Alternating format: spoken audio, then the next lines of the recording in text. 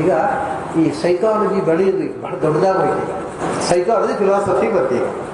ಸೈಕಾಲಜಿಯಿಂದ ನಾವು ಫಿಲಾಸಫಿ ಬಂದೆವು. ಬರೀ ಮನಸ್ಸು ಅನ್ನೋದು ಸೈಕಾಲಜಿ. ಎಲ್ಲ ಮನಸ್ಸಿನ ಆಟಪ್ಪ. ಹೌದು, ಮನಸ್ಸು ಹೇಗೆ ಕೆಲಸ ಮಾಡುತ್ತೆ ಅನ್ನೋ ಪ್ರಶ್ನೆ ಬಂತು. It's an instrument. ಒಂದು ಬರೀ ಯಂತ್ರ, ಅದು ಹೇಗೆ ಕೆಲಸ ಮಾಡುತ್ತೆ, ಅದರ ಹಿಂದೆ ಕೆಲಸ ಮಾಡತಕ್ಕಂಥ ಒಂದು ಚೇತನ ಬೇಕು. ಇದು ಫಿಲಾಸಫಿ. ಚೇತನ ಯಾವುದು? ನಾನು ಒಂದು ಚೇತನ ಇದೆ, ನಾನು ಹೇಳಿದ ಹಾಗೆ ಮನಸ್ಸಿಗೆ ಕೆಲಸ ಮಾಡೋದಿಲ್ಲ, ಆದರೆ ನಾನು ಆಪರೇಟ್ ಮಾಡ್ತಾ ಇದ್ದೆ. ಅದೇ ಮೂಲಭೂತವಾದ ವೇದಾಂತದ ಪ್ರಶ್ನೆ. ಕೇನೇಷಿತಂ ವದತಿ ಪ್ರೇಷಿತಂ ಮನಃ. ಮನಸ್ಸು ಯಾರ ಪ್ರೇರಣೆಯಂತೆ ಎಲ್ಲೆಲ್ಲಿ ಹೋಗ್ಬಿಡುತ್ತೆ. ನಾನು ಕಳಿಸಲು ಹೋಗಲ್ಲ, ಹೋಗುತ್ತೆ ಎಲ್ಲೆಲ್ಲಿ. ಯಾರು ಕಳಿಸುವುದು ನನ್ನ ಮನಸ್ಸನ್ನು? ಕೇನ ಪ್ರಾಣ ಪ್ರಥಮ ಪ್ರೈತಿ ಯುಕ್ತ. ನನ್ನ ಉಸಿರಾಟವನ್ನು ನಿಯಂತ್ರಿಸುವುದು ಯಾರು? ಕೇನೇಷಿತಾಂ ವಾಚಮಿಮಾಂ ವದಂತಿ. ನನ್ನ ಬಾಯಿಂದ ಮಾತನಾಡಿಸುವುದು ಯಾರು? ಯಾಕೆಂದ್ರೆ ನೋಡಿ ಎಷ್ಟು ವಿಚಿತ್ರ.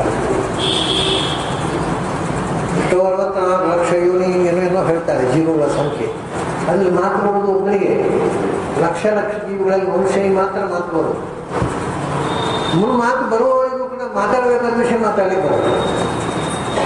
ಅವನು ಮೈಕೆರೆಯಲ್ಲಿ ನಿಂತು ಬರ್ಬೇಕಾದ್ರೆ ಆಡಬೇಕಾದ ಆಡ್ಲಿಕ್ಕೆ ಬರೋಲ್ಲ. ಹಾಗಾಗಿ ಈ ಮಾತು ಬರುವುದು ಒಂದು ದೈವೀಕೃಪೆ. ಭವಂತಿತೆ ಸಭ್ಯತಮಾಹ ವಿಪಸ್ಥಿತಾಂ ಮನೋಗತಂ ವಾಚಿ ನಿವೇಶಯಂತಿ. ಮನಸ್ಸು ಹೇಳಿದ್ದನ್ನು ಮಾತಿನಲ್ಲಿ ಆಡಬೇಕಾಗಿದ್ದರೆ ಭಾರಿ ಕಷ್ಟ. ಅದು ದೊಡ್ಡ ಕಲೆ. ಇದರಲ್ಲಿ ಭಾಳ ಜನಕ್ಕೆ ಅವ್ರು ಏನೋ ಹೇಳಲಿಕ್ಕೆ ಹೊರಟು ಏನೋ ಹೇಳ್ಬಿಡ್ತಾರೆ. ಯಾರಿಗೂ ಏನು ಹೇಳಿದಂತ ಗೊತ್ತಾಗಲ್ಲ. ಅವರಿಗೆ ಗೊತ್ತಾಗಲ್ಲ ಏನು ಹೇಳಿದ್ರು, ಇನ್ನೊಬ್ಬರು ಯಾರು. ಸೊ ಇನ್ನೊಬ್ಬರಿಗೆ ಅರ್ಥವಾಗುವಂತೆ ಒಂದು ವಿಷಯವನ್ನು ತಿಳಿ ಹೇಳುವುದುಂಟಲ್ಲ, ಅದು ಭಾರಿ ದೊಡ್ಡ ಕಲೆ, ಸಾಮಾನ್ಯ ಕಲೆ ಅಲ್ಲ. ಅದು ಎಲ್ಲರಿಗೂ ಬಾಯಿದ್ದವರಿಗೆಲ್ಲ ಬರೋಲ್ಲ. ಹಾಗಾದ್ರೆ ಇದು ವಿಚಿತ್ರ. ಬಾಯಿ ಮಾತಾಡುವುದಿಲ್ಲ, ಮನಸ್ಸು ಇಂಡಿಕೇಟ್ ಮಾಡಿದ್ದನ್ನು ಬಾಯಿ ಮಾತಾಡಲಿಕ್ಕೆ ಆಗಲ್ಲ. ಅಂದ್ರೆ ಇದೆಲ್ಲ ಯಾರ ಆಟ? ಇದು ವೇದಾಂತ ಅಲ್ಲಿದೆ. ಯಾಕೆ ಮನಸ್ಸನ್ನು ನಿಯಂತ್ರಿಸುವವನು, ಕಣ್ಣು ಕಿವಿ ಮೂಗು ಬಾಯಿ ಎಲ್ಲವನ್ನೂ ನಿಯಂತ್ರಿಸುವವನು ಒಬ್ಬ ಇದ್ದಾನೆ. ಅವರಿಬ್ಬರು ಒಟ್ಟಿಗೆ ಇರುವವರು ಪ್ರಾಣ ನಾರಾಯಣ. ಯಾಕಂದ್ರೆ ಪ್ರಾಣದೇವರು ಇರ್ತದೆ, ನಾರಾಯಣ ಇರೋದು. ಯಸ್ಮಿನ್ ಸ್ಥಿತೇ ಸ್ಥಾಸ್ಯಾಮಿ ಪ್ರತಿಷ್ಠಿತೆ ಪ್ರತಿಷ್ಠಾಸ್ಯಾಮಿ ಅಂತ ಉಪನಿಷತ್ತು ಹೇಳಿದೆ. ಭಗವಂತ ಯೋಚನೆ ಮಾಡಿದಂತೆ, ನನಗೊಬ್ಬ ಪರ್ಮನೆಂಟ್ PA ಬೇಕು, ಅವನು ನನ್ನ ಜೊತೆಗೇ ಇರಬೇಕು. ಅವನು ಇದ್ದಾಗ ನಾನು ಇರೋದು, ಅವನು ಹೊರಟಾಗ ನಾನು ಹೊರಟು ಹೋಗೋದು. ಆಗ ಪ್ರಾಣವನ್ನು ಸೃಷ್ಟಿಸಿದಾಗ ಪ್ರಾಣದೇವರನ್ನು ಸೃಷ್ಟಿ ಮಾಡಿದೆ. ಹಾಗಾಗಿ ಪ್ರಾಣದೇವರು ಹೋದರೆ ಪ್ರಾಣ ಹೋಯಿತು ಅಂದರೆ ಮತ್ತೆ ಭಗವಂತ ಇರೋಲ್ಲ, ಭಗವಂತರು ಹೋಗ್ತಾರೆ. ಹಾಗಾಗಿ ಇಬ್ಬರು ಒಟ್ಟಿಗೆ ಇರೋರು, ಸದಾ ಒಟ್ಟಿಗೆ ಇರುವವರು. ಅವನು ಪ್ರಾಣದೇವರು ಹೊರಟು ಹೋದರೆ ಭಗವಂತ ಹೊರಟು ಹೋಗ್ತಾನೆ, ಪ್ರಾಣದೇವರು ಬಂದರು ಅಂದರೆ ಭಗವಂತ ಬಂದ್ಬಿಡ್ತಾನೆ. ಅಷ್ಟು ಪ್ರಾಣತತ್ವ ಅನ್ನೋದು ಇಷ್ಟ ಭಗವಂತನಿಗೆ. ಅದು ಹೋದಲ್ಲಿ ಭಗವಂತ ಹಿಂಬದಿಯಿಂದ ಬರ್ತಾನೆ. ಇವರಿಬ್ಬರು ಒಟ್ಟಿಗೆ ಕ್ಷೇತ್ರಜ್ಞ ಸಾಕ್ಷಿಯೋ ಭವತಿ. ಈ ಕ್ಷೇತ್ರಜ್ಞ ಮತ್ತು ಸಾಕ್ಷಿ. ಸಾಕ್ಷಿ ಅಂದರೆ ನಮ್ಮ ಬದುಕಿನ ಸಾಕ್ಷಿ. ನಾವು ಬದುಕಿದ್ದೇವೆ ಅನ್ನೋದು ಸಾಕ್ಷಿಯನ್ನು ಹೇಳಿ. ಒಳ್ಳೆ ಪ್ರಾಣದೇವರು ಇರೋದೇ, ಏನೇನು ಸಾಕ್ಷಿ ಇಲ್ಲ. ನಾವು ಬದುಕಿದ್ದೇವೆ ಅನ್ನೋದು ಸಾಕ್ಷಿ. ನಾವು ಮಾತಾಡ್ತಾ ಇದ್ದೇವೆ, ನಾವು ಉಸಿರಾಡ್ತಾ ಇದ್ದೇವೆ, ಉಸಿರು ಅದೇ ಪ್ರಾಣದೇವರು. ಬದುಕಿದ್ದೇವೆ, ನಾವು ಬದುಕಿದ್ದಾನೆ ನೋಡಿ ಮೂಗಿ ಹತ್ತಿರೋದು. ಯಾಕೆಂದರೆ ಅದಿಲ್ಲ ಅಂದರೆ ಹೋಯ್ತು. ಹಾಗಾದ್ರೆ ಸಾಕ್ಷಿ ಯಾವುದು ಬದುಕಿಗೆ? ಕೊನೆಗೆ ಎಲ್ಲ ಸಿಂಪ್ಟಮ್, ಮಾತು ನಿಂತು ಹೋಯ್ತು, ಚಲನವಲನ ಇಲ್ಲ, ಮುಟ್ಟಿದ್ರೆ ಗೊತ್ತಾಗಲ್ಲ, ಕೊನೆಗೆ ಹತ್ತಿ ಇಟ್ಟು ನೋಡೋದು, ಮೂಗಿನಲ್ಲಿ ಉಸಿರು ಉಂಟು ಅಂತ. ಅದು ಇಲ್ಲ ಆದರೆ ಮೊದಲು ವ್ಯವಸ್ಥೆ ಮಾಡಿ. ಹಾಗಾಗಿ ಸಾಕ್ಷಿ ಏನು? ನಮ್ಮ ಅಸ್ತಿತ್ವಕ್ಕೆ ಸಾಕ್ಷಿ ಪ್ರಾಣದೇವರು. ಮತ್ತೆ ನಮ್ಮ ಪ್ರತಿಯೊಂದು ಒಳಗಿನ ಹೊರಗನ್ನ ನೋಡ್ತಾ ಇರೋರು ಅವರು ಸಾಕ್ಷಿ. ನಮ್ಮ ಎಲ್ಲ ಕರ್ಮ ಸಾಕ್ಷಿಯವರು. ಯಾಕೆಂದ್ರೆ ತಸ್ಮಿನ್ನ ಬಹುಮಾತ ವಿಶ್ವಾದ ಧಾತಿ. ನಾವು ಮಾಡಿದ ಎಲ್ಲ ಕರ್ಮಗಳನ್ನು ಭಗವಂತನಿಗೆ ಅರ್ಪಿಸುವವರು. ಹಾಗಾಗಿ ಕರ್ಮ ಸಾಕ್ಷಿಯವರು. ನಮ್ಮ ಅಸ್ತಿತ್ವಕ್ಕೆ, ನಮ್ಮ ಬದುಕಿಗೆ ಸಾಕ್ಷಿಯವರು. ಅದನ್ನು ಪ್ರಾಣದೇವರನ್ನು ಸಾಕ್ಷಿ ಅಂತ ಕರೀತಾರೆ.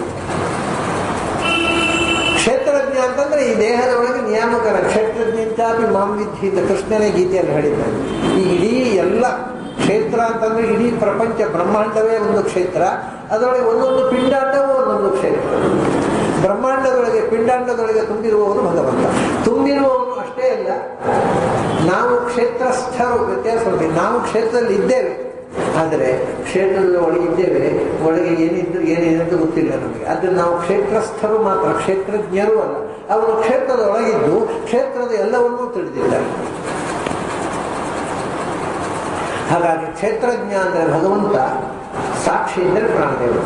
ಕ್ಷೇತ್ರಜ್ಞ ಸಾಕ್ಷಿಯೋ ಹೋತೀತಿ, ಮನಸ್ಸಿನ ಒಳಗಿನ ಹೊರಗಿನ ಸ್ಥೂಲ ಸೂಕ್ಷ್ಮ ಪ್ರಪಂಚದ ಎಲ್ಲ ವ್ಯವಹಾರಗಳನ್ನು ಮನಸ್ಸು ಮಾಡುತ್ತೆ ನಾವು ಹೇಳಿದ್ದು ನಿಜ. ಅದು ಮನಸ್ಸು ಮಾಡುವುದರಿಂದ ಮನಸ್ಸನ್ನು ಆಪರೇಟ್ ಮಾಡೋರು ಇಬ್ಬರಿದ್ದಾರೆ, ಪ್ರಾಣದೇವರು ಮತ್ತು ನಾರಾಯಣ. ಅವರು ಆಪರೇಟ್ ಮಾಡ್ತಾರೆ, ಇದು ಮಾಡೋದು. ಹಾಗಾದರೆ ಮನಸ್ಸು ಇನ್ನೊಂದು ತಮಾಷೆ ಬಂತೀಗ. ಈಗ ವೇದಾಂತಕ್ಕೆ ಬಂದೆವು ನಾವು, ಸೈಕಾಲಜಿಯಿಂದ ತತ್ವಶಾಸ್ತ್ರ, ಮನಃಶಾಸ್ತ್ರದಿಂದ ತತ್ವಶಾಸ್ತ್ರಕ್ಕೆ ಬಂದೆವು. ಈಗ ಮನಸ್ಸು ಹುಚ್ಚುಚ್ಚಾಗಿ ಮಾಡುತ್ತೆ ಅಂತ ಬಂದೆವು. ಮೊದಲು ಮನಸ್ಸು ಹುಚ್ಚುಚ್ಚಾಗಿ ಮಾಡೋದಲ್ಲ. ಹಾಗಾದರೆ ಮನಸ್ಸನ್ನು ಹುಚ್ಚುಚ್ಚಾಗಿ ಮಾಡಿಸೋರು ಬೈತಾನೆ ಅಂತ ಇದ್ದಾರೆ. ಅವ್ರು ಯಾಕೆ ಹುಚ್ಚುಚ್ಚಾಗಿ ಮಾಡಿಸ್ತಾರೆ? ಇದು ಬಂತು ಮತ್ತೆ ಫಿಲಾಸಫಿ. ಅವ್ರು ಹುಚ್ಚುಚ್ಚಾಗಿ ಮಾಡಿಸಿದ್ರಿಂದಲ್ಲ ಮನಸ್ಸು ಹುಚ್ಚುಚ್ಚಾಗಿ ಮಾಡೋದು. ಅವರು ನಿಮ್ಮ ದೇವರು ಹುಚ್ಚುಚ್ಚಾಗಿ ಯಾಕೆ ಮಾಡಿಸ್ತಾರೆ? ಇದು ಮತ್ತೆ ವೇದಾಂತದ ಪ್ರಶ್ನೆಯಾಗಿ ನಿಂತಿದೆ. ಮನಸ್ಸು ಯಾಕೆ ಮಾಡುತ್ತಾನೆ ಅಂದರೆ ಅದರೊಳಗಿಂದ ಕೂತು ಅವನು ಏನು ಮಾಡಿದ್ರು ಹಾಗೆ ಮಾಡುತ್ತಾನೆ. ಇವನು ಯಾಕೆ ಹಾಗೆ ಮಾಡ್ತಾನೆ? ಯಾಕೆ ಒಬ್ಬನಿಗೆ ಸುಖ ಕೊಡ್ತಾನೆ, ಯಾಕೆ ಒಬ್ಬನಿಗೆ ದುಃಖ ಕೊಡ್ತಾನೆ? ಸುಖಂಚ ದುಃಖಂ ಸುಖಂಚ ಯತಿ ಮಿಶ್ರಂ. ಕೆಲವರಿಗೆ ಸುಖ, ಕೆಲವರಿಗೆ ದುಃಖ, ಕೆಲವರಿಗೆ ನಿರಂತರ ದುಃಖ, ಕೆಲವರಿಗೆ ಸುಖ ದುಃಖ. ಇದೆಲ್ಲ ಮಾಡುವವರು ಯಾರು ಅಂತ ಆಯ್ತು. ಈಗ ಮನಸ್ಸು ಅಂತ ಹೇಳಿದ್ರಿ, ಮನಸ್ಸಿನ ಮೂಲಕ ಮಾಡುವವರು ಪ್ರಾಣದೇವರು ನಾರಾಯಣ ಅಂತ ಆಯ್ತು. ಈಗ ಈ ಸಮಸ್ಯೆ ಜೋರಾಯ್ತು. ಅದಕ್ಕಿಂತ ಉಲ್ಬಣ ಆಯ್ತಿದೆ. ಆಗ ಬುದ್ಧಿ ಇಲ್ಲದಿದ್ದದ್ದು ಹ್ಯಾಕೆ ಮಾಡುತ್ತೆ ಅಂತ ಅಷ್ಟೇ ಇತ್ತು. ನಾವು ಯಂತ್ರ ಯಂತ್ರ ಮಾಡಿದ್ರೆ ತಪ್ಪಿಲ್ಲ, ಅದಕ್ಕೆ ಬುದ್ಧಿ ಇಲ್ಲ. ಈಗ ಬುದ್ಧಿ ಇದ್ದವ್ರು ಮಾಡ್ತಾರೆ ಅಂತ ಆಯ್ತಲ್ಲ, ಇದು ಯಾಕೆ ಹೀಗಾಗುತ್ತೆ? ಇದು ದೊಡ್ಡ ಸಮಸ್ಯೆ ಆಗಿದೆ. ಅದಕ್ಕೆ ವೇದಾಂತದ ಉತ್ತರ ಏನಂದ್ರೆ, ಅಲ್ಲಿ ಮತ್ತೆ ಕಾಲೋಪಬಂಧಂ ಸುಖಮಾದ್ಯಮಂತಿ ದ್ರವ್ಯಂ ಕರ್ಮಜ ಕಾಲಸ್ಥೆ ಸ್ವಭಾವೋ ಜೀವಯೇವಿತ. ಅದು ಜೀವಕ್ಕೆ, ಆ ಜೀವದ ಬೆಳವಣಿಗೆಗೆ ಯಾವುದು ಅದರ ಸ್ವಭಾವವೋ ಅದಕ್ಕೆ ತಕ್ಕಂತೆ ಮನಸ್ಸನ್ನು ಕೊಡಿಸ್ತಾರೆ. ಆ ಸ್ವಭಾವ ತಕ್ಕಂತೆ ಏನು ಕರ್ಮವೋ, ಏನು ನಾವು ಈ ದೇಹಗಳಾಗಬೇಕೋ ಅದಕ್ಕೆ ತಕ್ಕಂತೆ ದೇಹಗಳನ್ನು ವ್ಯವಹಾರ ಮಾಡ್ತಾರೆ, ಸುಖ ದುಃಖವನ್ನು ಕೊಡ್ತಾರೆ. ಅಂದರೆ ಅದರ ಹಿಂದೆ ಇರತಕ್ಕಂಥದ್ದು ಜೀವದ ಪ್ರಾಚೀನ ಕರ್ಮ ಮತ್ತು ಸ್ವಭಾವ. ಕರ್ಮವೂ ಕೂಡ ಅವರೇ ಮಾಡಿಸೋದರ ಸ್ವಭಾವ ಸ್ವಭಾವ ಅವರು ಮಾಡಿದ್ದಾರೆ. ಸ್ವಭಾವ ಅಂತ ಶಬ್ದಕ್ಕೆ ಸ್ವಭಾವ ಅಂದರೆ ಅದು ಅದರ ಎಕ್ಸ್ಕ್ಲೂಸಿವ್ ಕ್ವಾಲಿಟಿ, ಅದರ ಸಹಜ ಧರ್ಮ. ಅದನ್ನು ಯಾರು ಸೃಷ್ಟಿ ಮಾಡಿದ್ದ ಸ್ವಭಾವವನ್ನು. ಹೇಗೆಂದರೆ ಶುದ್ರ ಮಿಶ್ರಾಣಿಯು ಬೀಜಾನಿ. ಈಗ ಒಂದು ಗಿಡ ಅದು ಚೆನ್ನಾಗಿ ಬೆಳೆಯಲಿಕ್ಕೆ, ಚೆನ್ನಾಗಿ ಫಲ ಕೊಡಲಿಕ್ಕೆ ಎಲ್ಲ ಕಾರಣ ಅದನ್ನು ಬೆಳೆಸ್ತಕ್ಕಂಥ ಮಾಲಿ. ಅದಕ್ಕೆ ಏನು ಗೊಬ್ಬರ ಹಾಕಬೇಕು, ನೀರು ಹಾಕಬೇಕು, ಅದನ್ನು ಯಾವ ರೀತಿ ಬೆಳೆಸಬೇಕು, ಅದರ ಚೆನ್ನಾಗಿ ಟೆಕ್ನಿಕ್ ಕೊಡ್ತಿದ್ದವನು ಗಾರ್ಡನರು ಚೆನ್ನಾಗಿ ಬೆಳೆಸ್ತಾನೆ. ಅದರ ಹೂವು ಹಣ್ಣು ಎಲ್ಲವೂ ಕಣ್ಣಿಗೆ ಹಬ್ಬ ಆಗುವಂತೆ ಬೆಳೆಸ್ತಾನೆ. ಆದರೆ ಅವನು ಅದರ ಏನು ಆ ಹಣ್ಣಿನ ಹೂವಿನ ಸ್ವಭಾವವು ಅದನ್ನು ಎಕ್ಸ್ಪ್ರೆಸ್ ಆಗುವಂತೆ ಮಾತ್ರ ಮಾಡ್ತಾನೆ ಹೊರತು ಅದಕ್ಕೆ ಗಾರ್ಡನರ ಸ್ವಭಾವವನ್ನು ಕೊಡೋಲ್ಲ. ಹಾಗಲಕಾಯಿ ಕಹಿ ಆಗುವಂತೆ ಅವನು ಮಾಡೋಲ್ಲ, ಮಾವಿನ ಹಣ್ಣು ಸಿಹಿ ಆಗುವಂತೆ ಅವನು ಮಾಡೋಲ್ಲ. ಇದನ್ನು ಮಾವಿನ ಹಣ್ಣಿಗೆ ಸಕ್ಕರೆ ಪಾನಕ ಹಾಕೋಲ್ಲ, ಇದಕ್ಕೆ ಕಹಿ ನೀರು ಹಾಕೋಲ್ಲ, ಎಲ್ಲಕ್ಕೂ ನೀರು ಹಾಕ್ತಾನೆ. ಆದರೆ ಅದಕ್ಕೆ ಯಾವ ಕಾಲದಲ್ಲಿ ಏನು ಗೊಬ್ಬರ ಹಾಕಬೇಕು, ಚೆನ್ನಾಗಿ ಪುಷ್ಟವಾಗಿ ಬೆಳಿಬೇಕು ಅಷ್ಟೇ ಮಾಡೋದು. ಅದರ ಬೆಳವಣಿಗೆಗೆ ನೆರವು ಕೊಡ್ತಾನೆ ಹೊರತು ಅದರ ಸ್ವಭಾವವನ್ನು ಬದಲಿಸುವುದಿಲ್ಲ. ಅದರಿಂದ ಈ ಸಂಸಾರ ವೃಕ್ಷದ ಬೆಳವಣಿಗೆಗೆ ಭಗವಂತನು ಅಷ್ಟೇ ಅದರ ಸ್ವಭಾವವನ್ನು ಬೆಳೀಲಿಕ್ಕೆ ಅವಕಾಶ ಮಾಡ್ತಾನೆ. ಸ್ವಭಾವವನ್ನು ಅವನು ಕೊಡುವುದೂ ಇಲ್ಲ, ಕಸಿದುಕೊಳ್ಳುವುದೂ ಇಲ್ಲ. ಸುಮಾರಾಗಿ ಸ್ಥೂಲವಾದ ದೃಷ್ಟಾಂತ ಕೊಡುವುದಿದ್ದರೆ, ಶಾಲೆಯ ವಿದ್ಯಾರ್ಥಿ, ಶಾಲೆಯಲ್ಲಿ ಒಂದು ಕ್ಲಾಸ್ನಲ್ಲಿ ಒಂದು 25 ಜನ, ಈಗ 40-50 ಜನ ಇರ್ತಾರೆ ಬಿಡಿ, ಒಂದು 25 ಜನ ಇರ್ತಾರೆ ಅಂತ ಇಟ್ಕೊಳ್ಳಿ. ಒಂದು ಕ್ಲಾಸ್ನಲ್ಲಿ ಒಂದು 25 ಜನ ಇರ್ತಾರೆ. ಮೇಷ್ಟ್ರು ಪಾಠ ಮಾಡ್ತಾರೆ. ಪಾಠ ಮಾಡುವಾಗ ಬುದ್ಧಿವಂತರಿಗೆ ಮಾತ್ರ ಅರ್ಥ ಆಗೋದು, ದಡ್ಡರಿಗೆ ಅರ್ಥ ಆಗಬಾರ್ದು ಅಂತ ಅವರು ಪಾಠ ಮಾಡೋದು. ಎಲ್ಲರಿಗೂ ಒಂದೇ ಪಾಠ ಮಾಡೋದು. ಆದರೆ ಬುದ್ಧಿವಂತನಿಗೆ ಹೆಚ್ಚು ಅರ್ಥ ಆಗುತ್ತೆ, ದಡ್ಡನಿಗೆ ಅರ್ಥ ಆಗೋಲ್ಲ. ಇದು ಮೇಷ್ಟ್ರ ತಪ್ಪಲ್ಲ, ಅವನ ಸ್ವಭಾವದ. ಮೇಷ್ಟ್ರು ಯಾರು ಇವನು ಚೆನ್ನಾಗಿ ಅರ್ಥ ಆಗಬೇಕು ಅಂತ ಅವನ ಮೇಲೆ ಫೇವರು ಮಾಡಿಲ್ಲ, ದಡ್ಡನ ಅರ್ಥ ಆಗಬಾರದು ಅಂತ ದ್ವೇಷವೂ ಮಾಡಿಲ್ಲ. ಇಬ್ಬರಿಗೂ ಸಮಾನವಾಗಿ ವಿದರದಿ ಗುರು ವಿದ್ಯಾ ಯಥಾ ಪ್ರಾಜ್ಞೆ ತಥೈವ ಜಡೆ. ಬುದ್ಧಿವಂತನಿಗೆ ಹೇಗೆ ಹೇಳಬೇಕೋ ಅಷ್ಟೇ ಚೆನ್ನಾಗಿ ದಡ್ಡನಿಗೂ ಹೇಳಿದ್ದಾರೆ. ಆದರೆ ಫಲಂ ಪ್ರತಿ ಭೂಯಾನ್ ಭೇದ ಪ್ರಭೋತಿ. ಅದು ರಿಸರ್ಚ್ನಲ್ಲಿ ಬಹಳ ಅಂತಾರೆ. ಬುದ್ಧಿವಂತನಿಗೆ ಅರ್ಥ ಆಯಿತು, ದಡ್ಡನಿಗೆ ಅರ್ಥ ಆಗಲಿಲ್ಲ. ಈ ಭಗವಂತನ ಸೃಷ್ಟಿಯಲ್ಲೂ ಹಾಗೆ ಸ್ವಭಾವ ಕೆಲಸ ಮಾಡ್ತಾ ಇದೆ. ಒಳ್ಳೆಯ ಸ್ವಭಾವವಿದ್ದವನು ಒಳ್ಳೆಯ ಕೆಲಸ ಮಾಡಿದ, ಅದನ್ನೇ ಅದು ಮತ್ತೆ ಗುಣಪ್ರವಾಹ ಇಲ್ಲಿ ಕೆಲಸ ಮಾಡ್ತಕ್ಕಂಥದ್ದು ಇದೆ. ಅಲ್ಲಿಂದ ಭಗವಂತ ಈ ಗುಣದ ಪ್ರವಾಹಕ್ಕೆ ಅಂದರೆ ಸಾತ್ವಿಕ ಸ್ವಭಾವದ ಜೀವ, ರಾಜಸ ಸ್ವಭಾವದ ಜೀವ, ಈ ಸ್ವಭಾವ ಆದಾಗ ಹೊರಗಿನ ಪ್ರಭಾವ ಅಲ್ಲ, ಈ 3 ಗುಣಗಳು ಸ್ವಭಾವ ಆದಾಗ, ಸ್ವಭಾವ ಆದರೂ ಕೂಡ ಗುಣದ ಪ್ರವಾಹ ಇರುತ್ತೆ. ಸಾತ್ವಿಕರಲ್ಲೂ ರಜಸ್ಸು ತಮಸ್ಸು ಇದೆ, ರಾಜಸರಲ್ಲೂ ಸತ್ವ ತಮಸ್ಸು ಇದೆ, ತಾಮಸರಲ್ಲೂ ಸತ್ವ ರಜಸ್ಸಿದೆ. 3 ಗುಣಗಳು ಎಲ್ಲರಲ್ಲಿಯೂ ಇದೆ. ಆದರೆ ಯಾರಲ್ಲಿ ಸತ್ವದ ಪರ್ಸೆಂಟೇಜ್ ಜಾಸ್ತಿಯೋ ಅವರು ಸಾತ್ವಿಕ, ಯಾರಲ್ಲಿ ರಜಸ್ಸಿನ ಪರ್ಸೆಂಟೇಜ್ ಜಾಸ್ತಿಯೋ ಅಂದರೆ ನಾವೀಗ ಹೇಳಿದ್ರು 60% ಮೇಲೆ ಆದರೆ ಫಸ್ಟ್ ಕ್ಲಾಸ್. ಹಾಗೆ ಸತ್ವ 60%ಗಿಂತ ಜಾಸ್ತಿ ಇದ್ದರೆ ಅವರು ಸಾತ್ವಿಕರು ಅಷ್ಟೇ. 100ಕ್ಕೆ 100ರಷ್ಟು ಸತ್ವಗುಣ ಅಂತ ಯಾರ ಹತ್ರವೂ ಇಲ್ಲ. ರಜಸ್ಸು 60%ಗಿಂತ ಜಾಸ್ತಿ ಇದ್ದರೆ ಅವರು ರಾಜಸ್ಸು, ತಮಸ್ಸು 60%ಗಿಂತ ಜಾಸ್ತಿ ಇದ್ದರೆ ಅವರು ತಾಮಸ್ಸು. ಹೀಗೆ ಆ ಗುಣ ಪ್ರವಾಹ, ಆ ಗುಣಗಳ ಒಂದು ಹರಿವು ಜೀವದ ಸ್ವಭಾವದಲ್ಲಿ ಹೇಗಿದೆ, ಅದಕ್ಕೆ ತಕ್ಕಂತೆ ಅವನ ಸ್ವಭಾವ, ಗುಣ ಅನ್ನೋದು ಸ್ವಭಾವ. ಅದೇ ಗುಣಕರ್ಮ ವಿಭಾಗಶಃ ಚಾತುರ್ವರ್ಣ್ಯಂ ಮಯಾ ಸೃಷ್ಟಂ. ಆ ಗುಣಗಳಿಗೆ ತಕ್ಕಂತೆ ಕರ್ಮ, ಸ್ವಭಾವಕ್ಕೆ ತಕ್ಕಂತೆ ಕರ್ಮ, ಕರ್ಮಕ್ಕೆ ತಕ್ಕಂತೆ ಕಾಲೋಪಪನ್ನ ಫಲ. ಹಾಗಾಗಿ ಇದನ್ನು ಎಲ್ಲವೂ ವ್ಯವಸ್ಥಿತವಾಗಿ ನಡೆದಿದೆ. ಆ ವ್ಯವಸ್ಥೆಯ ಹಿಂದೆ 2 ಮಹಾಚೇತನಗಳಿವೆ. ಒಂದು ಜೀವಕಲೆಯ ಜೀವ ಸ್ವರೂಪದ ಅಭಿಮಾನಿಯಾಗಿರ್ತಕ್ಕಂಥ ಪ್ರಾಣದೇವರು ಮತ್ತು ಸರ್ವಜೀವ ನಿಯಾಮಕನಾಗಿರ್ತಕ್ಕಂಥ ಭಕ್ತ. ಇದಿಷ್ಟು ಸೈಕಾಲಜಿಯಿಂದ ಫಿಲಾಸಫಿ ತಂದಿರಿಸಿದೆ. ಸರ್ವ ಕ್ಷೇತ್ರಜ್ಞ ಸಾಕ್ಷ್ಯೋ ಭವತಿ ಸ್ಥೂಲ ಸೂಕ್ಷ್ಮ. ಇಲ್ಲಿ ಸುಮ್ಮನೆ ಒಂದು ಗ್ರಾಮೆಟಿಕಲ್ ಪ್ರಾಬ್ಲಮ್ ಇದೆ. ವಿಷಯ ಹೇಳಿದೆ ನಾನು, ಒಂದು ಗ್ರಾಮೆಟಿಕಲ್ ಪ್ರಾಬ್ಲಮ್ ಇದೆ. ಕ್ಷೇತ್ರಜ್ಞ ಸಾಕ್ಷ್ಯೋ ಅಂತ ಸಾಕ್ಷಿ ಶಬ್ದ, ಸಾಕ್ಷಿ ಅಂತ ಸಾಕ್ಷಿನ ನಕಾರ ಅಂತ, ನಕಾರಾಂತವಾದ ಸಾಕ್ಷಿ ಶಬ್ದ ಅಲ್ಲಿ ಸಾಕ್ಷ್ಯೋ ಅಂತ ಷಷ್ಠಿ ದ್ಯೋಚನ, ಕ್ಷೇತ್ರಜ್ಞನ ಮತ್ತು ಸಾಕ್ಷಿಯ ನೆರವಿನಿಂದ. ಅದರಿಂದ ಸಾಕ್ಷಿ ಶಬ್ದದ ಷಷ್ಠಿ ಸಾಕ್ಷಿಣಃ, ಸಾಕ್ಷಿಣೋ, ಸಾಕ್ಷಿಣ ಅಂತ ಆಗುತ್ತೆ. ಇಲ್ಲಿ ಸಾಕ್ಷೇ ಸಾಕ್ಷ್ಯೋ, ಸಾಕ್ಷಿಣಃ ಸಾಕ್ಷಿಣೋ ಅಂತ ಆಗಬೇಕು. ಸಾಕ್ಷಿಣೋ ಅನ್ನೋದನ್ನ ಸಾಕ್ಷ್ಯೋ ಅಂತ ಪ್ರಯೋಗ ಮಾಡಿದ್ದಾರೆ ಆಚಾರ್ಯರು. ವ್ಯಾಸರ ಪರಮಶಿಷ್ಯ ಅವರು ಹಾಗೆ ಪ್ರಯೋಗ ಮಾಡ್ತಾರೆ. ಅಥಃ ತಯೋರು ಗಲಿಕೇಶ್ಯೋ ಅಂತ ಪ್ರಯೋಗ ಮಾಡಿದ್ದಾರೆ ಅವರು ಯಮಕ ಭಾರತದಲ್ಲಿ. ಗಲಿಕೇಶಿನೋ ಅಂದರೆ ಒಂದು ಇದರಿಂದ ಒಂದು ಹೊಸ ವಿಷಯವನ್ನು ವ್ಯಾಕರಣಕ್ಕೆ ಅವರು ಕಾಂಟ್ರಿಬ್ಯೂಟ್ ಮಾಡ್ತಾ ಇದ್ದಾರೆ. ಏನು ಅಂದರೆ ನಕಾರಾಂತವಾದ ಶಬ್ದವನ್ನ ಇಕಾರಾಂತವಾಗಿ ಬಳಸಬಹುದು ಮತ್ತು ಇಕಾರಾಂತವಾದ ಶಬ್ದವನ್ನ ನಕಾರಾಂತವಾಗಿ ಬಳಸಬಹುದು. ಅಂದ್ರೆ ಯತಿಹಿ ಶಬ್ದದ ಷಷ್ಠಿ ಯತಿನಃ ಅಂತ ಆಗಬಹುದು. ಕರಿ ಅನ್ನುವ ಶಬ್ದ ಕರಿ, ಹಾಗೆ ನಕಾರಾಂತವಾದ ಶಬ್ದ ಇಕಾರಾಂತವಾಗಿ ನಡೆಸಬಹುದು. ಕೇಶಿ ಕೇಶಿ ಅಂತ ಶಬ್ದ, ಅದು ಕೇಶಿನೋ ಹಾಗೆ. ಸಾಕ್ಷಿ ಶಬ್ದ ಸಾಕ್ಷಿ ಸಾಕ್ಷಿ ಸಾಕ್ಷಯ. ಇದಕ್ಕೆ ಸಂವಾದಿಯಾಗಿ ವೇದದಲ್ಲಿ ಒಂದು ಪ್ರಯೋಗ. ನರಸಿಂಹನನ್ನ ನರಸಿಂಹೋಪನಿಷತ್ತು ನರಕೇಸರಿ ಅಂತ ಹೇಳ್ತಾರೆ. ಅಲ್ಲಿ ಕೇಸರಿ ಕೇಸರಿಣಂ ಕೇಸರಿಣಂ ಅಂತ ಆಗಬೇಕು.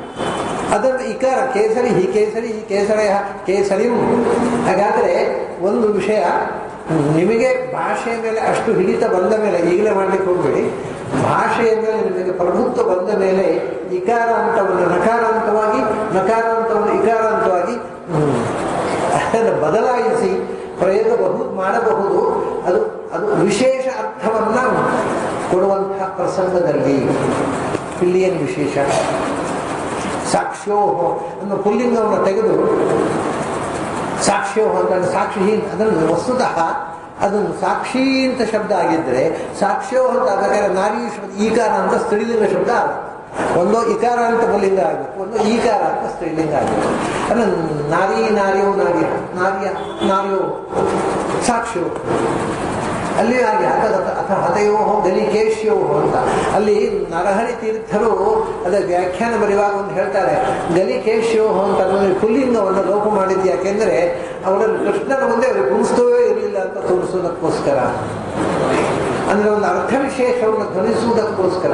ಕೃಷ್ಣನ ಮುಂದೆ ಅವರು ಗಂಡಸರೇ ಅಲ್ಲ, ಗಂಡಸ ಅಂದ್ರೆ ಗಂಡಸು ಅಂದ್ರೆ ಪೌರುಷ. ಕೃಷ್ಣನ ಮುಂದೆ ಅವರ ಪೌರುಷ ನಡೆಯಲಿಲ್ಲ ಅಂತ ತೋರಿಸೋಕ್ಕೋಸ್ಕರ ಅಲ್ಲಿ ಲಿಂಗ ವ್ಯತ್ಯಾಸ ಮಾಡಿದ್ರು. ಹಾಗೆಯೇ ಇಲ್ಲಿ ನೋಡಿ, ಕ್ಷೇತ್ರಜ್ಞ ಇಲ್ಲಿ ಇಲ್ಲಿ ಕೇಶಿ ಅಸುರಲ್ಲ ಪ್ರಾಣದೇವರನ್ನ ಸಾಕ್ಷಿ, ಅದನ್ನ ಪುಲ್ಲಿಂಗದಲ್ಲಿ ಪರಿವರ್ತನೆ ಮಾಡಿ ಸಾಕ್ಷ್ಯ ಅಂತ ಹೇಳಿದ್ದಾರೆ. ಅಂದ್ರೆ ಲಿಂಗ ಪರಿವರ್ತನೆ ಇರ್ಬೋದು ಅಥವಾ ಅಕ್ಷರ ಪರಿವರ್ತನೆ. ಏನನ್ನ ಯಾಕೆ ಮಾಡ್ತಾರೆ ಅಂತಂದ್ರೆ, ಈಗ ನೋಡಿ ಅಕ್ಷರ ಪರಿವರ್ತನೆ ಮಾಡಿದಂದು ಏನಾಯ್ತು, ಸಾಕ್ಷಿಣೋಹೋ ಅಂತ ಹೇಳಬೇಕಾಗಿತ್ತು. ಸಾಕ್ಷ್ಯೋಹೋ ಅಂತ ಹೇಳಿದ್ದಾರೆ. ಸಂಸ್ಕೃತದಲ್ಲಿ ಪ್ರಾಚೀನ ಸಂಸ್ಕೃತ ಒಂದು ನಿಯಮ ಏನು ಅಂದ್ರೆ, ಅಗತ್ಯಕ್ಕಿಂತ ಹೆಚ್ಚು ಅಕ್ಷರ ಹೇಳಿದರೆ ಅದು ಅರ್ಥಾಧಿಕ್ಯವನ್ನು ಹೇಳುತ್ತೆ. ಅಗತ್ಯಕ್ಕಿಂತ ಅಕ್ಷರ ಕಮ್ಮಿ ಮಾಡಿದರೆ ಅದು ಅರ್ಥ ನ್ಯೂನತೆಯನ್ನು ಹೇಳುತ್ತೆ. ಹಾಗಾಗಿ ಸಾಕ್ಷಿಣೋಹ ಅಂತ ಹೇಳುವುದನ್ನ ಸಾಕ್ಷ್ಯೋಹ ಅಂತ ಹೇಳಿಬಿಟ್ರೆ ಏನಾಯ್ತು, ಅಕ್ಷರ ನ್ಯೂನ ಆಯ್ತಲ್ಲ. ಅದರಿಂದ ಅಂದ್ರೆ ಇವರಿಬ್ಬರು ಸಮಾನವಾದ ರೆಸ್ಪಾನ್ಸಿಬಲ್ ಅಲ್ಲ. ನಾರಾಯಣ ಮತ್ತು ಪ್ರಾಣ ಇಬ್ಬರು ಈಕ್ವಲಿ ಪವರ್ಫುಲ್ ಅಲ್ಲ. ನಾರಾಯಣ ಮತ್ತು ಅವನ ಅಧೀನವಾಗಿ ಪ್ರಾಣ. ಈ ಅಂತರವನ್ನು ತೋರಿಸೋಕ್ಕೋಸ್ಕರ ಪುಲ್ಲಿಂಗವನ್ನು ಕ್ಷೇತ್ರಜ್ಞ ಸಾಕ್ಷ್ಯೋ ಭವತಿ ಸ್ಥೂಲ ಸೂಕ್ಷ್ಮ ಈಗೆಲ್ಲ ಹೇಳಿ ಕೊನೆಗೆ ಉಪಸಂಹಾರ ಮಾಡ್ತಾರೆ ನೋಡಿ. ತಸ್ಮಾತ್ ಮನೋಲಿಂಗ ಮದೋ ವದಂತಿ ಗುಣಾಗುಣಸ್ಯಾಸ್ಯ ಪರಾವರಸ್ಯ. ತಸ್ಮಾತ್ ಅದಹ ಮನಃ ಲಿಂಗಂ ಮದೋ ವದಂತಿ. ಆದ್ದರಿಂದ, ಯಾಕೆಂದ್ರೆ ಮನಸ್ಸು ತಾನೇ ಮಾಡ್ತಾ ಇಲ್ಲ, ಅದರ ಹಿಂದೆ ಪ್ರಾಣದೇವರು ಮತ್ತು ನಾರಾಯಣ ಕೂತು ಮನಸ್ಸಿನಿಂದ ಈ ಚಟುವಟಿಕೆಯನ್ನು ಮಾಡ್ತಾ ಇರುವುದರಿಂದ ಮನಃ ಲಿಂಗಂ, ಎಲ್ಲಕ್ಕೂ ಮನಸ್ಸು ಕಾರಣ. ಮನ ಏವ ಮನುಷ್ಯನ ಕಾರಣ ಬಂಧ ಮೋಕ್ಷಯೋಹೋ, ಬಂಧಕ್ಕೂ ಅದೇ ಕಾರಣ ಮೋಕ್ಷವೂ ಅದೇ ಕಾರಣ ಅಂತ ಮನಸ್ಸಿಗೆ ಈ ಹೇಳ್ತಾರಲ್ಲ. ಮನಸ್ಸು ಅಂತಂದ್ರೆ, ಮನಸ್ಸು ಅಂದ್ರೆ ಮನಸ್ಸು, ಆ ಮನಸ್ಸಿನ ಹಿಂದೆ ಮನನ ಶಕ್ತಿಯನ್ನು ಕೊಡ್ತಕ್ಕಂಥ ಪ್ರಾಣದೇವರು ಮತ್ತು ನಾರಾಯಣ ಎಲ್ಲರೂ ಕೊಡ್ತಾರೆ. ಹಾಗಾಗಿ ಈ ಮನಸ್ಸು ಯಂತ್ರ ಆದರೂ ಕೂಡ ಈ ಯಂತ್ರವನ್ನು ಆಪರೇಟ್ ಮಾಡ್ತಕ್ಕವರು, ನಿಯಂತ್ರಣ ಮಾಡ್ತಕ್ಕವರು ಇಬ್ಬರು ಬೇರೆ ಇರುವುದರಿಂದ ನಾವು ಏನು ಹೇಳ್ತೇವೆ, ಅದನ್ನು ಬಿಟ್ಟುಬಿಟ್ಟು ನಮಗೆ ಇರತಕ್ಕಂಥ ಒಳಗಿನಿಂದ ಕಾಣತಕ್ಕಂಥ ಮನೋ ಲಿಂಗಂ ಅದೋವದಲ್ಲಿ ಮನಸ್ಸನ್ನೇ ಎಲ್ಲಕ್ಕೂ ಲಿಂಗ ಅಂದ್ರೆ ಕಾರಣ. ಪ್ರತಿಯೊಂದು ಮನುಷ್ಯನ ಪರಿವರ್ತನೆಗೆ, ಮನುಷ್ಯನ ಅಧಪಾತ ಉತ್ಥಾನಗಳಿಗೆ ಮನಸ್ಸೇ ಕಾರಣ ಅಂತ ಹೇಳ್ತೇವೆ. ಯಾವುದು ಗುಣಾಗುಣಸ್ಯ, ಗುಣ ಅಂದ್ರೆ ಗುಣಬದ್ಧವಾದ ಸಂಸಾರಕ್ಕೆ, ಅಗುಣಸ್ಯ ಗುಣಾತೀತವಾದ ಮೋಕ್ಷಕ್ಕೆ, ಎರಡಕ್ಕೂ ಮನೆಯೋ ಮನುಷ್ಯನ ಕಾರಣ. ಮನಸ್ಸೇ ಸಂಸಾರ ಬಂಧನಕ್ಕೂ ಕಾರಣ, ಮನಸ್ಸೇ ಮೋಕ್ಷಕ್ಕೂ ಕಾರಣ ಅಂತ ಶಾಸ್ತ್ರಕಾರ ಹೇಳ್ತಾರೆ. ಕಾರಣ ಏನು ಅಂದ್ರೆ, ಹೌದು, ಅವರು ಮನಸ್ಸಿನ ಮೂಲಕ ಎಲ್ಲವನ್ನು ಮಾಡಿಸಿದ್ದಾರೆ. ಪ್ರಾಣನಾರಾಯಣರು ಅವ್ರಿಗೇನು ಪಕ್ಷಪಾತ ಇಲ್ಲ, ತಟಸ್ಥರಾಗಿ ನಿಂತು ನಮ್ಮ ದೇಹದ ಮೇಲೆ, ನಮ್ಮ ಬದುಕಿನ ಮೇಲೆ ಆಗತಕ್ಕ ಎಲ್ಲ ಪರಿಣಾಮಗಳನ್ನು ಮನಸ್ಸಿನ ಮೂಲಕವೇ ಮಾಡುವುದರಿಂದ ಮನಸ್ಸೇ ಕಾರಣ ಅಂತ ನಾವು ಹೇಳ್ತೇವೆ. ತಸ್ಮಾತ್ ಮನೋಲಿಂಗ ಮದೋ ವದಂತಿ ಗುಣಾಗುಣಸ್ಯ, ಗುಣಮಯವಾಗಿರ್ತಕ್ಕಂಥ ಸಂಸಾರಕ್ಕೂ ಮನಸ್ಸೇ ಕಾರಣ, ಗುಣಾತೀತವಾದ ಮೋಕ್ಷಕ್ಕೂ ಮನಸ್ಸೇ ಕಾರಣ. ಅಲ್ಲಿ ಕೂಡ ಪರಾವರಸ್ಯ, ಸಂಸಾರ ಮತ್ತು ಮೋಕ್ಷ ಒಂದೇ ಥರ ಅಲ್ಲ. ಸಂಸಾರವು ಪರಾವರ, ಏರುಪೇರು ಇದೆ ಜೀವನದಲ್ಲಿ. ಸಂಸಾರದಲ್ಲಿ ಒಬ್ಬ ಶ್ರೇಷ್ಠ, ಒಬ್ಬ ಕನಿಷ್ಠ, ಒಬ್ಬನೇ ಒಂದು ಕಾಲದಲ್ಲಿ ಎತ್ತರ ಕೇಳ್ತಾನೆ, ಒಬ್ಬ ಅಧಪಾತ ಹೋಗ್ತಾನೆ. ಅದ ಏರುಪೇರು. ಅಗುಣ ಮೋಕ್ಷವೂ ಕೂಡ ಏರುಪೇರು ಉಳ್ಳದು. ಎಲ್ಲರೂ ಸಮಾನರಲ್ಲ ಮೋಕ್ಷದಲ್ಲಿ ಕೂಡ. ಯಾರು ಹೆಚ್ಚು ಸಾಧನೆ ಮಾಡಿದವರೋ ಅವ್ರು ಹೆಚ್ಚು ಎತ್ತರಕ್ಕೆ ಇರ್ತಾರೆ. ಅಲ್ಲಿ ಕೂಡ ತಾರತಮ್ಯ, ಪರಾವರ ಭಾವ.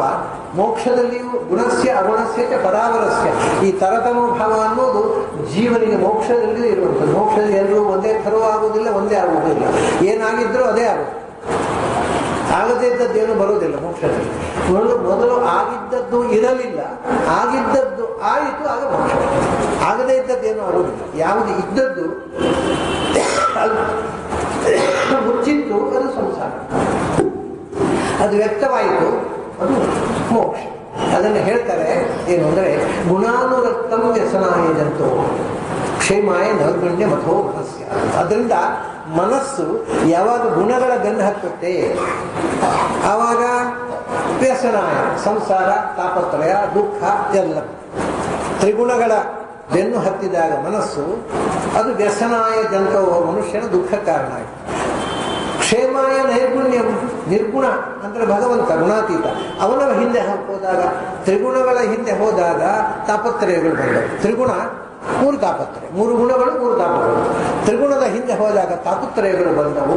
ತ್ರಿಗುಣಾತೀತನಾದ ತ್ರೈಗುಣ್ಯನ ಭಗವಂತನ ಹಿಂದೆ ಹೋದಾಗ ಕ್ಷೇಮಾಯ, ಮೋಕ್ಷಕ್ಕೆ ಕಾರಣವಾಯಿತು ಮನಸ್ಸು. ಹೀಗೆ ಮನಸ್ಸೇ ನಾವು ಗುಣಪ್ರವಾಹದಿಂದ ದಾಟಿದಾಗ ಪ್ರಭಾವವನ್ನು, ತ್ರಿಗುಣದ ಪ್ರಭಾವವನ್ನು, ಅದನ್ನೇ ನೋಡಿ ತ್ರೈಗುಣ್ಯ ವಿಷಯ ಎಲ್ಲಿ ಹೇಳಿ, ನೀವು ವೇದ ಓದಿದ್ರು ತ್ರಿಗುಣದ ಪ್ರವಾಹದಲ್ಲೇ ಇದ್ದಾಗ ವೇದ ಓದಿದ್ರು ಕೂಡ ತ್ರೈಗುಣ್ಯದ ಅರ್ಥವೇ ಆಗುವುದು, ಹೊರಗಿನ ಅರ್ಥ ಆಗುವುದಿಲ್ಲ, ಭಗವಂತ ಗೊತ್ತಾಗುವುದಿಲ್ಲ. ಅದಕ್ಕೋಸ್ಕರ ಮೊದಲು ತ್ರೈಗುಣ್ಯ ವರ್ಜಿತನಾಗುವುದು, ನಿಸ್ತ್ರೈಗುಣ್ಯೋ ಭವ, ಅದನ್ನೇ ಹೇಳಿದರು. ಗುಣಾಗುಣಸ್ಯ ಕ್ಷೇಮಾಯ ತ್ರೈಗುಣ್ಯಮೋ ನೈರ್ಗುಣ್ಯಂ ನಿರ್ಗುಣನಾಗಿರ್ತಕ್ಕ ಭಗವಂತನ ಕಡೆಗೆ ಹರಿದ ಮನಸ್ಸು ಅದು ನಮ್ಮನ್ನು ಕ್ಷೇಮದ ಕಡೆಗೆ ಮೋಕ್ಷದ ಕಡೆಗೆ ಒಯ್ಯುತ್ತೆ. ಗುಣಗಳ ಬೆನ್ನು ಹುಟ್ಟಿದ ಮನಸ್ಸು ಸಂಸಾರದ ಇದು ಅಷ್ಟು ಸ್ಥೂಲವಾಗಿ ಮನಸ್ಸಿನ ಶಾಸ್ತ್ರ, ಮನಃಶಾಸ್ತ್ರ, ಇಂಡಿಯನ್ ಸೈಕಾಲಜಿ ಹೀಗೆ ಹೇಳಿ ಮತ್ತೆ ಇನ್ನು ಮನಸ್ಸಿನ ಮಂಗ್ಯಾಟವನ್ನು ಇನ್ನೂ ಮುಗಿಲಿಲ್ಲ. ಬಹಳ ದೊಡ್ಡ ಅದೇ ನಾನು ಹೇಳಿದ್ದೆಲ್ಲ ಜಡಭರದ ಉಪಾಖ್ಯಾನದಲ್ಲಿ ಇಡೀ ಮನಃಶಾಸ್ತ್ರವನ್ನು ಜಾಲಾಡಿಸಬೇಕು. ಮನಸ್ಸಿನ ಪದರವನ್ನು ಬಿಡಿಸಿ ನಮ್ಮ ಮುಂದೆ ಇಡ್ತಾರೆ. ಅಂತಹ ವಿಚಿತ್ರವಾದ ಸಂಗತಿಗಳು ಮತ್ತೆ ಬರಲಿವೆ. ಅದನ್ನು ಮತ್ತೆ ನಾವು ನಾಳೆ ದಿವಸ ಸೇರಿದಾಗ ನೋಡೋಣ. ಇವತ್ತಿನ ಈ ಭಾಗವತ ಚಿಂತನವನ್ನು ಇಲ್ಲಿ ಮುಗಿಸ್ತಾ ಇದ್ದೇನೆ. ನಮಗೆಲ್ಲ ಅಭಿನಂದನೆಗಳು ಮತ್ತು ಅಭಿನಂದನೆ.